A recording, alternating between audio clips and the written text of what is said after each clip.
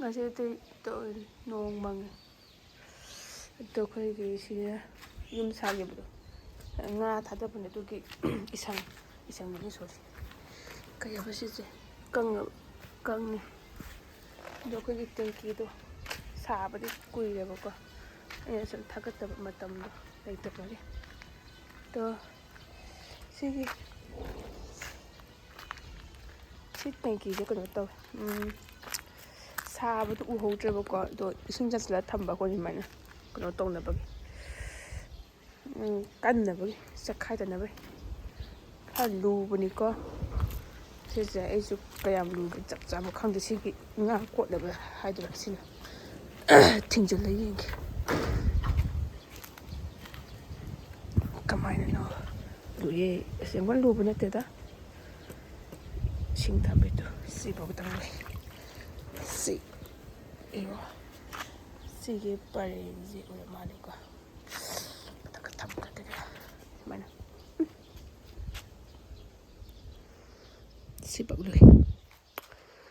ꯁꯤꯐꯥꯎꯗꯪ ꯂꯨꯏ ꯊꯝꯒꯦ ꯅꯣꯡ ꯆꯨꯈꯤꯕꯒꯤꯅꯦ ꯁꯨꯃꯥꯏꯅ ꯑꯗꯨꯒ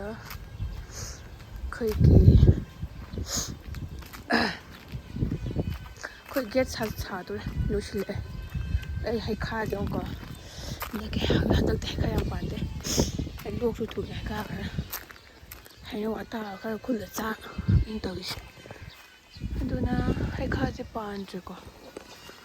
ꯍꯩꯈꯥꯁꯦ ꯑꯝꯇ ꯄꯥꯟꯗꯦꯅꯦ ꯁꯤꯗ ꯑꯃꯨꯛ ꯇꯥꯔꯦ ꯑꯗꯣ ꯁꯤꯒꯤ ꯍꯩꯈꯥꯁꯤꯅꯦꯕ ꯆꯥꯔꯣꯏ ꯇꯥꯕ ꯐꯠꯇꯦ ꯑꯗꯣ ꯁꯤꯒꯤ ꯍꯩꯈꯥꯁꯦ ꯖꯥꯠ ꯃꯥꯟꯅꯗꯕꯗꯣ ꯁꯤꯅ ꯁꯤ ꯍꯩꯈꯥꯁꯦ ꯏꯁꯤꯡ ꯍꯩꯈꯥ ꯍꯥꯏꯕ ꯅꯠꯇ꯭ꯔꯥ ꯍꯩꯈꯥꯁꯤꯅ ꯏꯁꯤꯡ ꯍꯩꯈꯥ ꯍꯥꯏꯕ꯭ꯔꯥ ꯁꯤꯁꯤꯕꯨꯗꯤ ꯈꯔ ꯄꯥꯜꯂꯤ ꯁꯤꯒꯤ ꯃꯆꯥꯁꯦ ꯈꯔ ꯄꯥꯜꯂꯤꯗꯣ ꯑꯁꯤꯗ ꯂꯩꯔꯦ ꯁꯤꯗꯤ ꯃꯨꯟꯗ꯭ꯔꯤ ꯑꯗꯨꯒ ꯁꯤꯒꯤ ꯍꯩꯈꯥꯁꯦ ꯂꯧꯃꯛ ꯌꯥꯗ꯭ꯔꯦ ꯂꯩꯇ꯭ꯔꯦ ꯅꯣꯡꯁꯨ ꯅꯣꯡ ꯃꯪꯉꯦ ꯑꯗꯣ ꯁꯤ ꯑꯩꯈꯣꯏ ꯍꯥꯟꯅꯒꯤ ꯏꯪꯈꯣꯜꯗꯣ ꯃꯃꯥ ꯈꯨꯗꯤꯡꯁꯤꯗꯒ ꯊꯕꯛ ꯁꯨꯕꯗꯣ ꯑꯗꯨꯃꯛ ꯂꯩꯕꯥꯛ ꯊꯣꯟꯖꯤꯟꯈ꯭ꯔꯕ ꯑꯗꯣ ꯁꯤꯁꯦ ꯅꯥꯄꯤ ꯉꯥꯛꯇ ꯉꯥꯏꯔꯦ ꯁꯤꯁꯦ ꯆꯝꯄ꯭ꯔꯥ ꯑꯉꯥꯡ ꯑꯣꯏꯔꯤꯉꯩ ꯁꯤ ꯆꯝꯄ꯭ꯔꯥ ꯌꯥꯝ ꯆꯥꯎꯕꯅꯦ ꯑꯗꯣ ꯇꯦꯛꯈ꯭ꯔꯦꯕꯀꯣ ꯑꯗꯨꯒ ꯈꯔ ꯂꯩꯍꯧꯕꯗꯣ ꯆꯝꯄ꯭ꯔꯥꯁꯦ ꯁꯤ ꯍꯩꯈꯥꯁꯦ ꯂꯧꯊꯣꯛꯈ꯭ꯔꯦ ꯁꯤ ꯄꯨꯈ꯭ꯔꯤ ꯑꯆꯧꯕ ꯑꯣꯏꯔꯝꯕꯗꯨꯅꯦ ꯑꯩꯈꯣꯏꯒꯤ ꯑꯗ ꯁꯨꯃꯥꯏꯅ ꯌꯨꯡꯉꯦ ꯃꯣꯏ ꯀꯩꯅꯣ ꯈꯥꯔꯝꯗꯥꯏꯒꯤ ꯍꯥꯏꯇꯥꯔꯦ ꯀꯩ ꯍꯥꯏꯕ ꯁꯤꯁꯦ ꯑꯗꯨꯒ ꯑꯁꯣꯝ ꯅꯥꯀꯟꯗꯒꯤ ꯁꯤ ꯍꯩꯈꯥꯁꯦ ꯍꯥꯎꯗꯤ ꯍꯥꯎꯕꯅꯦ ꯁꯤꯁꯦ ꯃꯁꯛ ꯌꯥꯝ ꯐꯖꯕꯅꯦ ꯑꯗꯨꯝ ꯀꯩ ꯍꯥꯏꯗꯣꯏꯅꯣ ꯁꯤꯁꯦ ꯏꯁꯤꯡ ꯍꯩꯈꯥꯒꯤ ꯇꯥꯏꯞꯇ ꯏꯁꯤꯡ ꯍꯣꯡꯕꯅꯦ ꯁꯤꯁꯦ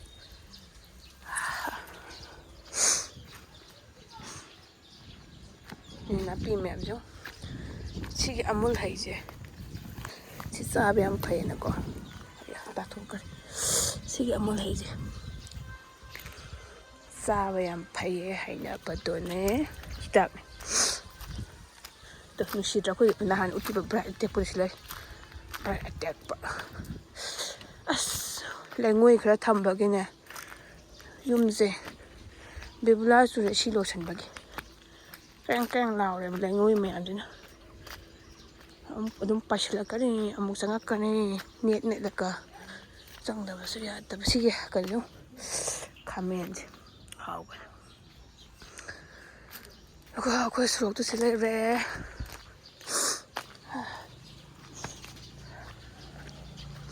ꯁꯤꯁꯦ ꯒꯤꯍꯨꯔꯤ ꯋꯥꯎ ꯒꯤꯍꯨꯔꯤ ꯌꯥꯝ ꯁꯤꯁꯦ ꯒꯤꯍꯨꯔꯤ ꯍꯥꯎꯕꯅꯦ ꯒꯤꯍꯨꯔꯤꯁꯦ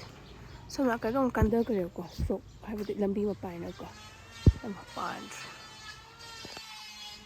ꯁꯣꯝ ꯅꯥꯀꯟꯗ ꯈꯔ ꯄꯥꯜꯂꯤ ꯃꯅꯨꯡ ꯆꯪꯕꯅꯤꯅ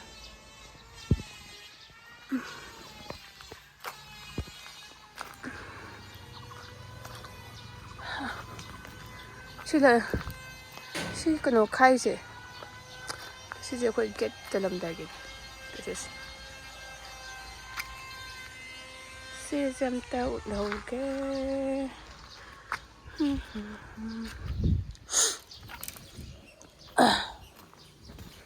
ꯁꯤ ꯋꯥꯜ ꯒꯦꯠ ꯆꯠꯂꯝꯗꯥꯏꯒꯤ ꯑꯃ ꯀꯩꯅꯣꯁꯤꯗ ꯍꯩꯕꯗꯣ ꯅꯥꯀꯟ ꯅꯥꯀꯟ ꯁꯤꯁꯦ ꯁꯤ ꯁꯣꯔꯣꯛꯁꯦ ꯑꯩꯈꯣꯏ ꯁꯣꯔꯣꯛꯅꯤꯀꯣ 이승 왔다가 너무 좋을 두 가지 레이몰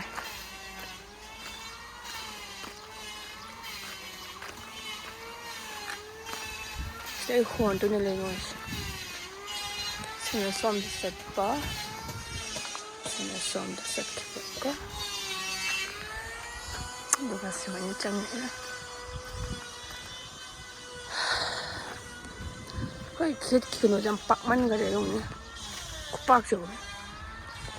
빡만 줘 시가제 좀 낚시를 때 보도 볼까 썩만 봐 말이고 근데 발 시즌에 그는 시 탐미세 하맹 매암 짱해 볼까 하맹 짱은 거는 시가 다 이런 모두 어때고 나는 이 식사기보다 또 뭐로 때고 하우래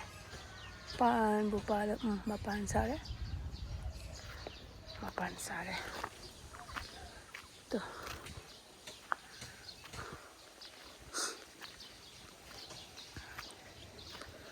스마일 또 시기 ꯑꯩꯈꯣꯏ ꯄꯨꯈ꯭ꯔꯤꯁꯦ ꯌꯥꯝ ꯆꯥꯎꯔꯝꯕꯅꯦꯕꯀꯣ ꯁꯥꯏꯖꯦ ꯄꯨꯈ꯭ꯔꯤ ꯉꯥꯛꯇ ꯑꯣꯏꯔꯝꯕꯅꯦ ꯂꯩꯕꯥꯛ ꯊꯣꯟꯖꯤꯟꯈꯤꯕꯒꯤꯀꯣ ꯁꯤ ꯈꯤꯇ ꯉꯥꯏꯔꯦ ꯏꯁꯪꯉꯛꯏ ꯀꯪ ꯉꯥꯛꯇ ꯉꯥꯏꯗꯣ ꯉꯥꯒ ꯂꯩꯔꯝꯗꯧ ꯃꯥꯟꯗ꯭ꯔꯣ ꯃꯁꯛꯁꯦ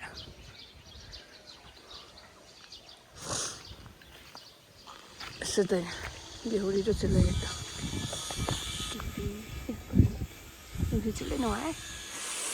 ꯑꯩ ꯉꯁꯤꯁꯦ ꯊꯕꯛ ꯆꯠꯇꯕ ꯑꯗꯨꯒꯤ ꯃꯇꯝ ꯂꯩꯔꯤ ꯑꯁ ꯊꯕꯛ ꯌꯥꯝ ꯆꯤꯟꯕꯒꯤ ꯃꯑꯣꯡꯗꯒ ꯈꯪꯅꯦ ꯈꯪ ꯌꯣꯡꯆꯥꯛ ꯃꯅꯝ ꯅꯝꯕꯤꯗꯣ ꯒꯦꯍꯨꯔꯤꯁꯦ ꯀꯩꯅꯣꯝꯅ ꯍꯦꯛꯑꯝꯕ ꯃꯥꯏ ꯑꯗꯨꯝ ꯇꯥꯔꯦꯗ ꯀꯟꯊꯔꯝꯕꯀꯣ ꯁꯣꯔꯣꯛꯀꯁꯦ ꯁꯥꯕ ꯂꯣꯏꯗ꯭ꯔꯤꯕꯅꯤꯅꯀꯣ ꯄꯨꯡꯆꯥꯏꯅ ꯇꯧꯁꯦ ꯑꯗ ꯑꯩ ꯎꯟꯆꯔꯛꯈꯤꯕ ꯁꯤꯒꯤ ꯋꯥꯜꯁꯦ ꯋꯥꯜ ꯍꯥꯏꯗꯣꯏꯔꯣ ꯀꯩꯅꯣ ꯁꯨꯃꯥꯏꯅ ꯈꯥꯕꯒꯤꯁꯦ ꯑꯩꯒꯤ ꯃꯅꯤꯡꯗꯁꯨ ꯆꯠꯀꯦ ꯑꯁꯤꯅ ꯑꯩ ꯅꯍꯥꯟ ꯍꯥꯏꯕꯗꯣ ꯒꯦꯔꯦꯖꯅꯦ ꯒꯦꯔꯦꯖ ꯑꯩ ꯒꯥꯔꯤꯁꯤ ꯂꯩꯗꯣ ꯆꯪꯉꯔꯣꯏꯒꯦ ꯒꯦꯔꯦꯖ ꯅꯍꯥꯟ ꯍꯌꯥꯏ ꯄꯥꯟꯕ ꯂꯝꯕꯤꯗꯣ ꯁꯤꯗꯩ ꯆꯪꯗꯨ ꯑꯗꯣ ꯁꯤ ꯅꯥꯀꯟ ꯁꯤꯁꯤꯅꯦ ꯁꯤ ꯀꯥꯁꯤꯅ ꯑꯩꯅ ꯒꯦꯔꯦꯖ ꯍꯥꯏꯗꯣ ꯏꯃꯥ ꯐꯔꯦ ꯁꯤꯅ ꯑꯩꯈꯣꯏ ꯇꯥ ꯍꯣꯏꯒꯤ ꯂꯩꯀꯥꯏꯒꯤꯅꯦꯕꯀꯣ ꯂꯩꯀꯥꯏꯒꯤꯁꯦ ꯁꯤꯗ ꯋꯥꯜ ꯈꯥꯖꯤꯟꯕꯗꯨꯅꯦꯕ ꯑꯩ ꯆꯪꯉꯔꯣꯏꯒꯦ ꯑꯗꯣ ꯁꯨꯃꯥꯏꯅ ꯁꯥꯡꯉꯦ ꯌꯥꯝ ꯑꯩꯈꯣꯏ ꯇꯥ ꯁꯨꯝ ꯂꯩꯀꯥꯏꯒꯤꯅꯦ ꯀꯆꯔꯥ ꯉꯥꯛꯇ ꯑꯃꯣꯠꯄ ꯉꯥꯛꯇ ꯉꯥꯏ ꯑꯗꯨꯒ ꯁꯤꯗꯩꯁꯤꯗ ꯁꯨꯃꯥꯏꯅ ꯇꯧꯔꯦ ꯁꯨꯃꯥꯏꯅ ꯇꯧꯔꯦ ꯁꯨꯃꯥꯏꯅ ꯇꯧꯔꯦ ꯁꯤ ꯈꯥꯔꯤ ꯋꯥꯜ ꯁꯤ ꯈꯥꯕꯒꯤꯁꯨ ꯑꯩꯈꯣꯏ ꯃꯥꯏ ꯈꯣꯡꯒ꯭ꯔꯥꯎ ꯑꯃꯀꯛ ꯑꯃ ꯁꯦꯠꯂꯒ ꯊꯕꯛ ꯇꯧꯔꯦ ꯁꯤꯁꯦ ꯑꯩꯈꯣই ꯃꯅꯤꯡꯅꯦ 이러면 여기 또 심만해 시리 인코가 갔다 가야 파도라 와우 콜레도 와우 시대로 카시 버린 카리고 거기 만능도 야 막아 꼬먹어 스마냐 카바 시대 카라가네 시로 거기 택전부터 또 시상기도 할도 스마일 떠서 상기도 시대 쌈프라고 좀 먹이네 ꯒ꯭ꯌꯥꯟ ꯇꯥꯕ ꯇꯥꯗ꯭ꯔꯦ ꯑꯗꯣ ꯐꯖꯩ ꯅꯣꯡ ꯃꯪꯕꯁꯤꯅꯦ ꯑꯩꯅ ꯐꯖꯔꯤꯁꯦ ꯅꯣꯡ ꯃꯪꯕꯁꯤꯅ ꯐꯖꯕꯁꯦ